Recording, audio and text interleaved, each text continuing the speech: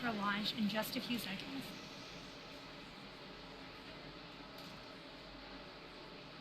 Launch director, go for launch. We have that final go from the launch director. All systems are go. Let's listen in to the terminal count and watch as Falcon 9 takes our 49 Starlink satellites to orbit. T-minus 30 seconds.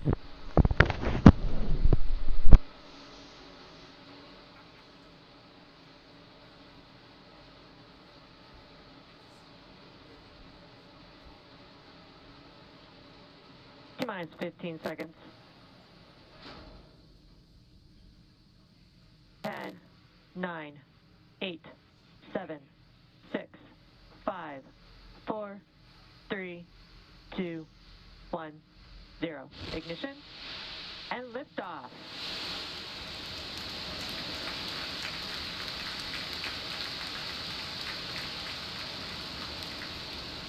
Vehicle is pitching downrange. Stage 1 chamber pressure is nominal.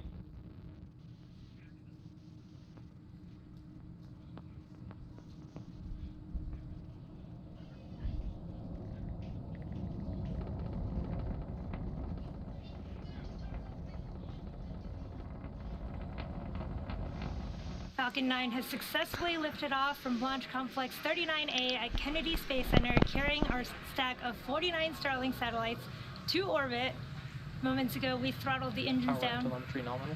in preparation for max Q, or maximum aerodynamic pressure, which will happen here in just a few seconds at T plus 1 minute and 12 seconds.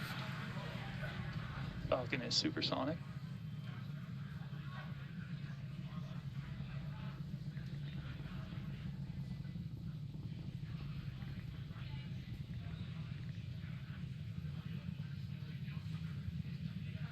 Max Q.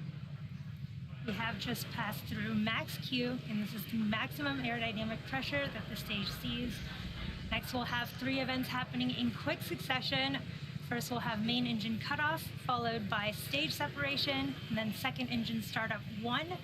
Now, first, main engine cutoff is where all 9 of those M1D engines on that first stage will shut off to slow the vehicle down in preparation for stage separation. This is where the first engine show has begun. This is where the first and second stages will separate, with the first stage starting to make its way back to Earth for landing, while the second stage continues on its journey to the third event of second engine startup 1.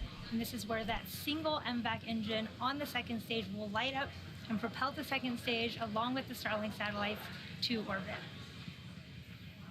We're a little under 30 seconds away from these 3 events. You'll want to watch out for fairing deploy, which is going to happen shortly after that. Hopefully we get cool live views from the second stage camera of those fairing halves popping off.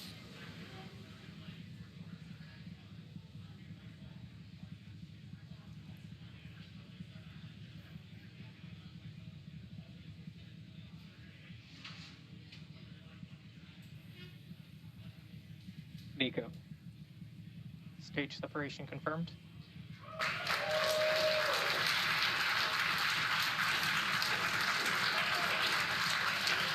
Recognition.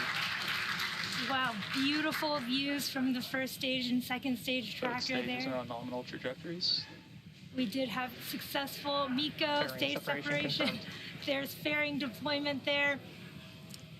Again, what a cool view from the second stage. Again, we did just have confirmation of successful fairing deployment. Again, SpaceX has reflown the Falcon fairing halves since November of 2019. Again, this was our second flight for both of those, and we will be attempting to recover them on our recovery vessel, Doug. It looks like you can just maybe make out those fairing halves in that live view from the ground as they are flying away from the second stage there. It looks like that's the first stage, maybe also floating off to the left.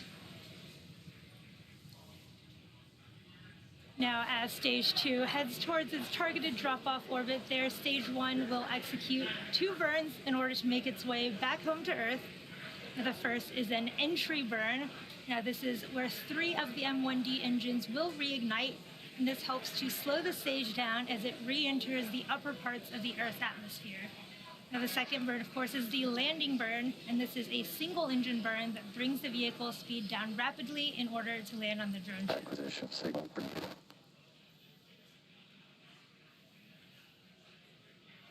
If you're just catching up with us, we had a successful launch of Falcon 9 from Launch Complex 39A at Kennedy Space Center, and you're looking at a live view from Falcon 9's second stage as it is delivering our Starlink payloads to orbit. Stage 1 is currently making its way back to our drone ship, a shortfall of gravitas in the Atlantic Ocean. We had beautiful views from the ground of the first and second stage plumes there just a little while ago.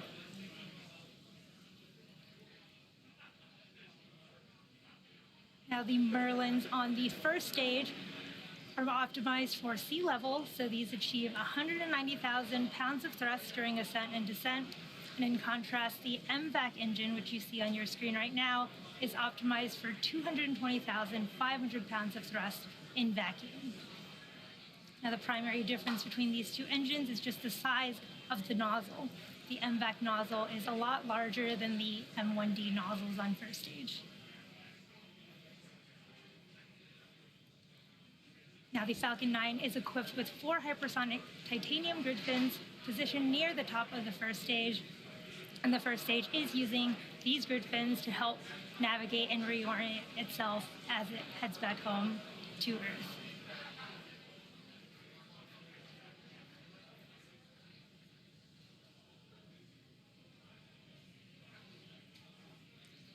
First stage also has an attitude control system, which you can sometimes see puffs of nitrogen gas coming from.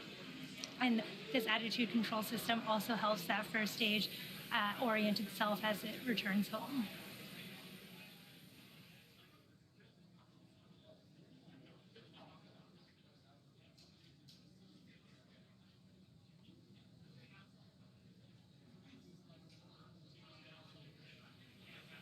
We're just about 20 seconds from the start of our stage 1 entry burn, and this is a 20-second burn, and it'll help slow the vehicle down as it enters the thicker parts of the Earth's atmosphere. And this is a 3-engine burn, and it is 3 engines in a row on the first stage. Stage 1 FTS is safe.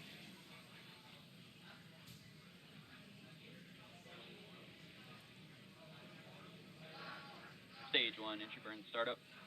There's the start of the entry burn on the first stage. You can see those grid fins as the first stage is flying through its own plume there. Stage 2 FTS is safe.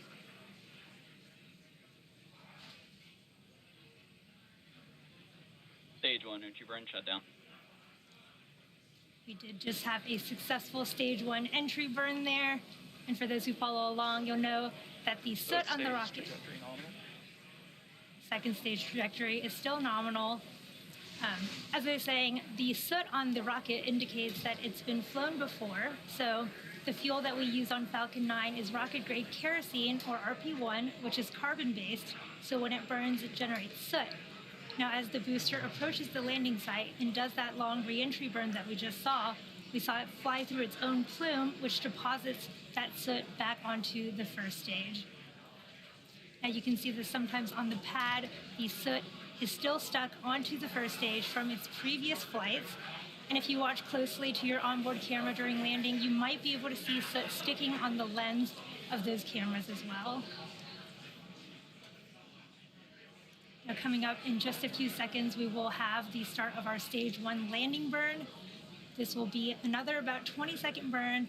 Hopefully it will land us on our drone ship, a shortfall of gravitas. Stage 2 terminal guidance.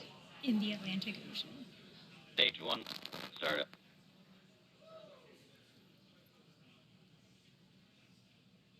Here's the start of our stage 1 landing burn.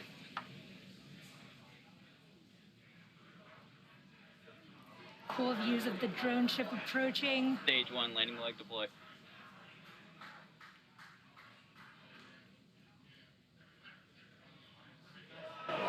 Stage 1 landing leg.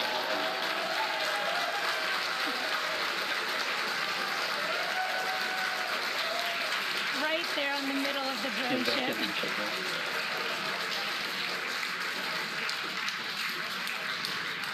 we did just have the 103rd overall successful recovery of our first stage orbital Nominal class orbit rocket. insertion. And we just missed it there, but we did have a successful second engine cutoff, and we just got that confirmation of a good orbit from stage 2. Now, next up, we'll have one more burn on the second stage that will position the vehicle for payload deployment. Expected loss of signal, Cape. But we are awaiting the deployment of our 49 Starlink Expected loss satellites, of signal, Bermuda.